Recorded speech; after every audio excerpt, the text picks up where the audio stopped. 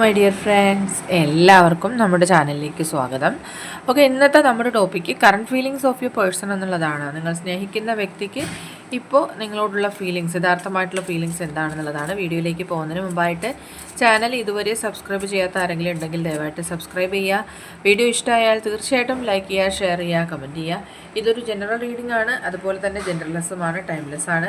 ഈ വീഡിയോ നിങ്ങൾ എപ്പോൾ കാണുന്നോ ആ ഒരു ടൈമിൽ വാലിഡ് ആയിരിക്കുന്നതാണ്. ജനറൽ റീഡിംഗ് ആയതുകൊണ്ട് തന്നെ എല്ലാ പേർക്കും ഒരുപോലെയൊന്നും റെസനേറ്റ് ആവുന്നില്ല. നിങ്ങളുടെ സിറ്റുവേഷനായിട്ട് മാച്ച് ആവുന്നുണ്ടെങ്കിൽ മാത്രം പോസിറ്റീവായിട്ട് എടുത്താൽ മതി, അല്ലാത്ത കാര്യങ്ങൾ വിട്ടേക്കാം.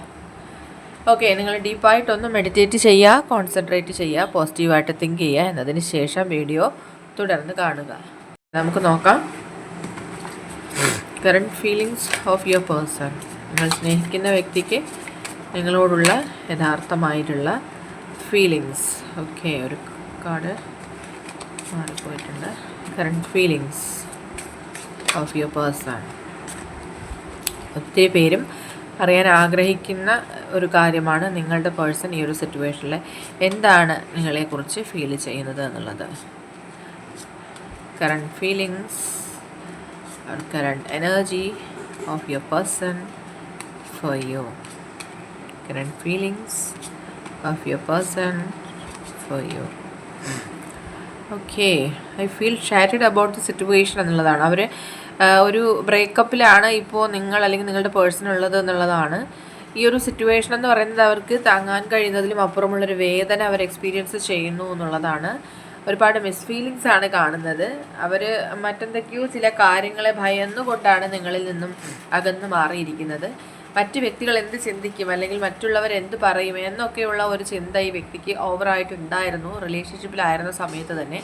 അതുകൊണ്ട് അവർക്ക് അത്തരം ചില ലിമിറ്റിംഗ് ബിലീഫ്സ് ഉണ്ടായിരുന്നു ഈ ഒരു കാര്യത്തെ പറ്റിയിട്ട് മനസ്സിലാക്കാം. ആൻഡ് അതുപോലെ തന്നെ അവരുടെ ഒരു സൈഡിൽ നിന്ന് നിങ്ങൾ ഒരിക്കലും ചിന്തിച്ചിട്ടില്ല എന്നുള്ള ഒരു കംപ്ലൈൻറ്റ് അവർ പറയുന്നുണ്ട്. അവർ ചെയ്തിട്ടുള്ള പല കാര്യങ്ങളും നിങ്ങൾക്ക് അനുകൂലമായിട്ട് തന്നെ ഒരുപാട് കാര്യങ്ങൾ അവർ ചെയ്തിട്ടുണ്ട്. പക്ഷേ അവരുടെ ഭാഗത്തൊരു മിസ്റ്റേക്ക് ഉണ്ടായപ്പോൾ അതെല്ലാം മറന്നുകൊണ്ട് നിങ്ങളും അവരെ ഒഴിവാക്കി എന്നുള്ളത് അവർ പറയുന്നുണ്ട്. ആൻഡ് അതിൻ്റെ മെയിനായിട്ടുള്ള റീസൺ അവർ തന്നെ ഇപ്പോൾ അക്സെപ്റ്റ് ചെയ്യുന്നുണ്ട്. നിങ്ങൾ ഒത്തിരി ബുദ്ധിമുട്ടിയിരുന്നൊരു സമയത്ത് അല്ലെങ്കിൽ നിങ്ങൾ അത്രയും മാനസികമായിട്ടുള്ള ഒരു സങ്കടം അനുഭവിച്ചൊരു സമയത്ത് നിങ്ങൾ അവരെ മനഃപൂർവ്വമായിട്ട് ഉപേക്ഷിച്ച് പോയതുപോലെയാണ്, ഒരു എസ്കേപ്പിസം നടത്തിയതുപോലെയാണ് ഈ ഒരു റിലേഷൻഷിപ്പിൽ കാണുന്നത്. ഒരു കറക്റ്റായിട്ടുള്ള ഡിസിഷൻ എടുക്കാനായിട്ട് നിങ്ങളുടെ പേഴ്സണ് കഴിഞ്ഞില്ല എന്നുള്ളതാണ് അവരുടെ ഭാഗത്ത് നിന്ന് സംഭവിച്ച ഏറ്റവും വലിയൊരു തെറ്റെന്ന് അവർ പറയുന്നുണ്ട്. അതുപോലെ തന്നെ ചില ഈഗോ പ്രോബ്ലംസും ഈ വ്യക്തിക്കുണ്ട്. ആരുടെ മുന്നിലും തോൽക്കാനോ അല്ലെങ്കിൽ സ്വയം തെറ്റുകൾ അംഗീകരിക്കാനോ തയ്യാറാവാത്തൊരു പേഴ്സണാലിറ്റിയാണ് ഈ വ്യക്തി എന്ന് കാണുന്നുണ്ട്. അതുപോലെ തന്നെ തേർഡ് പാർട്ടി ആയിട്ട് കാണുന്നത് ചില സാഹചര്യങ്ങളാണ് ഇവിടെ.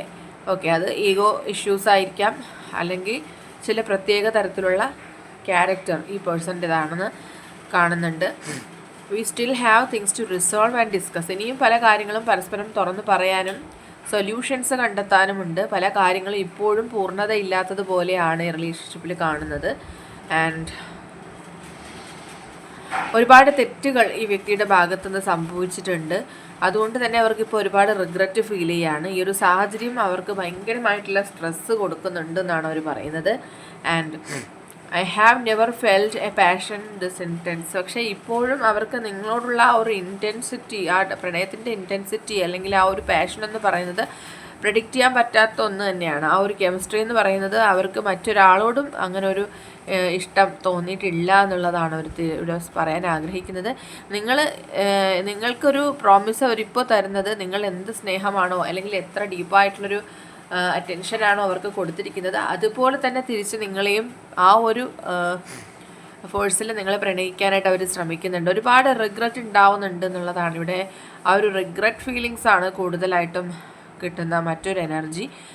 ഇതൊന്നും ഒരിക്കലും ഇങ്ങനെ സംഭവിക്കരുതായിരുന്നു എന്നവർ ചിന്തിക്കുന്നുണ്ട്. ഓക്കെ, ആൻഡ് നെക്സ്റ്റ് വന്നിട്ട് ഓക്കെ, അവർ ഒരുപാട് തെറ്റുകൾ നിങ്ങളോട് ചെയ്തു എന്നതുപോലെ തന്നെ നിങ്ങളോട് ഒരുപാട് കള്ളങ്ങൾ അവർ പറഞ്ഞിട്ടുണ്ട്. ചിലപ്പോൾ ഈ റിലേഷൻഷിപ്പിനെ മുന്നോട്ട് കൊണ്ടുപോകാൻ വേണ്ടിയിട്ട് അവരുടെ ഭാഗത്തു നിന്ന് ഒരുപാട് ഒരുപാട് മിസ്റ്റേക്കുകൾ വരുത്തിയിട്ടുണ്ട്. അതിൽ മെയിനായിട്ട് പറയുന്നത് അവർ നിങ്ങളോട് കള്ളം പറഞ്ഞിട്ടുണ്ട് എന്നുള്ളതാണ്.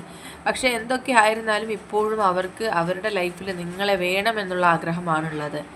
ഓക്കെ, ഈ ഒരു സാഹചര്യത്തിൽ നിന്നുള്ളൊരു പെയിൻ എന്ന് പറയുന്നത് അവർക്ക് അത്രയും ഒരു ഗിൽറ്റ് ഫീലിംഗ് ഉണ്ടാക്കുന്നുണ്ട് എന്നുള്ളതാണ്. അവർ കാരണമാണ് ഈ ഒരു ഡാമേജ് നിങ്ങളിൽ ഉണ്ടായിരിക്കുന്നത്. അതിൻ്റെ തന്നെ ഒരു പശ്ചാത്താപം അവർക്ക് ഉണ്ട് എന്നുള്ളതാണ്. ഇപ്പോഴും അവർ നിങ്ങളിൽ നിന്ന് ഒളിക്കുന്നതായിട്ടുള്ള ഒരുപാട് രഹസ്യങ്ങളുണ്ട്. അതുകൊണ്ട് തന്നെ അവർ അത് അക്സെപ്റ്റ് ചെയ്യുന്നുണ്ട്, നിങ്ങളോട് അതൊക്കെ ഷെയർ ചെയ്യാൻ ഇഷ്ടപ്പെടുന്നുണ്ട്.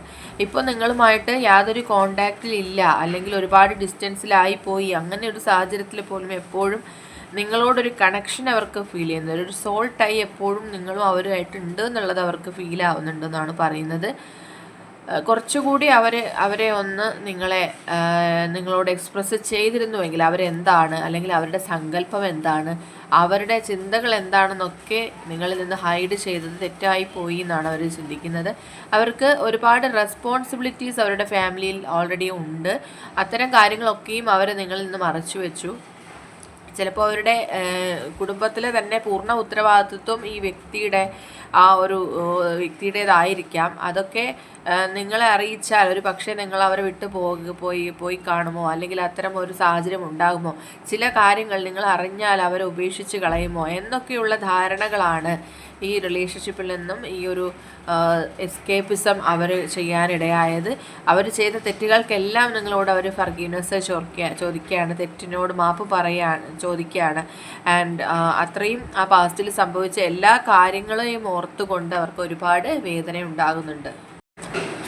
ആൻഡ് നെക്സ്റ്റ് നമുക്ക് വന്നിട്ടുള്ളത്, അവരിപ്പോൾ ചിന്തിക്കുന്നത്, ഇപ്പോൾ സമയം ഒരുപാട് അതിക്രമിച്ചിരിക്കുകയാണ്, നിങ്ങളോട് ഇനിയൊരു സോറി പറഞ്ഞ് എല്ലാം പറഞ്ഞ് നിങ്ങളെ തിരിച്ചു കൊണ്ടുവരാനുള്ള സമയം കടന്നു പോയോ, നിങ്ങൾ ഇനി അവരെ അക്സെപ്റ്റ് ചെയ്യുമോ എന്നൊക്കെയുള്ള ഡൗട്ട് അവർക്കുണ്ട്.